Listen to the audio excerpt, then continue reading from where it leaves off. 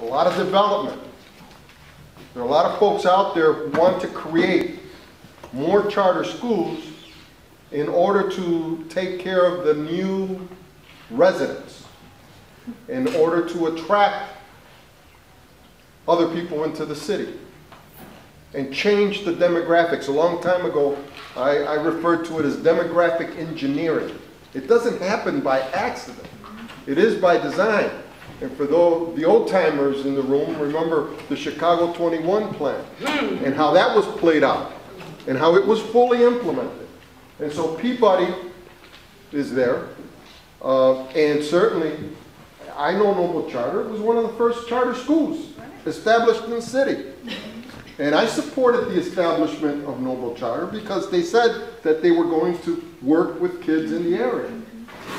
But at that time, charter schools were established for the purpose of creating models that could be replicated, models of instruction replicated in the regular schools. Kind of experimental models that everyone could learn from. Today, that's not the purpose of charter schools. The purpose of charter schools today is to really do away with the regular schools and to phase out regular schools in the neighborhoods. And yet, we know that not every charter school has that as a mission, certainly not as a stated mission, but if the effect is the same, then charter schools have to stand up and say, wait a minute, that was not our original intent here. You know, we should not be pitted against neighborhood schools. We should be working together. We should be seen as one academic option that is viable, along with community schools that are viable and of the same quality, with the same resources, all the way around. But that's not what we have. What we have are two tiers. We have a separate and unequal system developing. And then we look down at the part that's unequal and we say to them, sorry, you're not going to have enough enrollment. So we're going to have to give your space up to someone else. Instead of saying, what kinds of quality programs do we add to the ones you've already described, that are already there, that you worked hard to establish?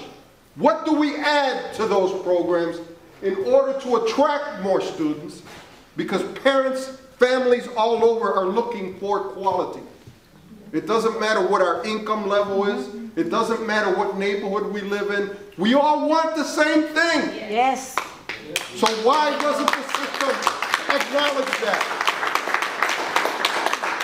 We are not going to be able to charter school our way into reforming the entire system. It's not going to work that way.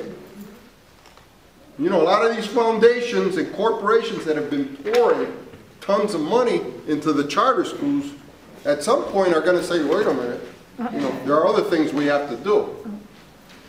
And so startups might look good, but where will they be 10 years from now? Where will they be 20 years from now? Development impacting decisions. Development impacting decisions, yes, even here at Whittier. Yes. Just go down 18th Street, head over to Halsted, and you see what's happening. It's real. And so therefore, decisions that get made by those with power get made for the purpose of ensuring that the demographics change in the future. And that's when communities, if they're not organized, they're not strong. If they're not strong, then they disappear. What are the changes in the Peabody area? And then Casal School, Cameron School, we heard from Cameron, good examples of when parents get involved, they can make a difference. But the goal and the challenge here today is Are we going to allow these strong forces that are at work to just win every battle? No. Are we going to allow these forces to win every battle? No. You won some battle. You have to put this stuff on the table, folks. It's really sad. When you said that you were trying to get 20 parents to participate, and you weren't They able said to? they would come. They said they would come. They were going to be there. Two organizations were going to be there. I called Channel 2, Channel 5. And what happened? Yeah, we'll be there. There's not much going on. You know. Okay. This is where we're at. These are committed individuals. Lots of committed individuals in the audience. That's why you're here today. But this is where we're at. This is our predicament now. Lack of involvement, apathy, skepticism, a lot of cynical people out there. That is where we're at today. People who have lost hope, people who have said, I don't want to get involved. Even if they have kids in the school, I don't want to get involved. And yet show me a school where test scores are high, show me a school where parents and teachers are working together, show me a school with a strong principal, strong leadership, and I'll show you a school that's making a difference that goes well beyond its walls. It's making a difference in the community. It is a center of life for the community.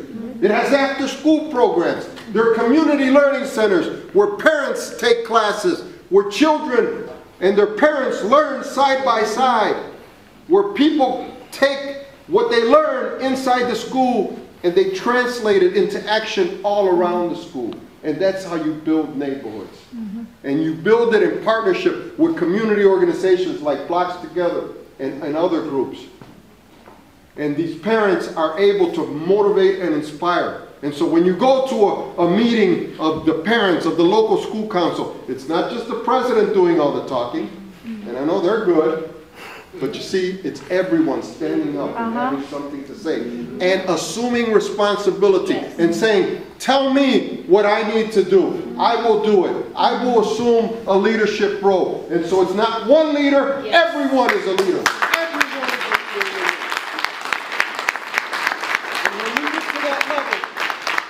And when we get to that level, then the powers that be will pay more attention.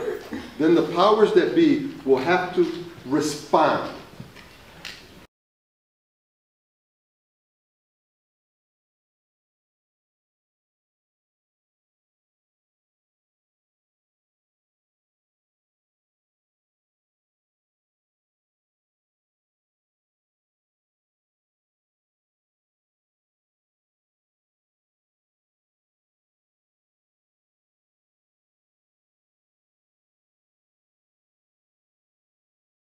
Itself.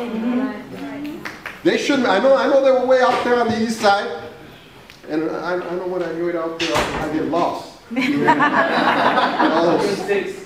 I always have a hard time.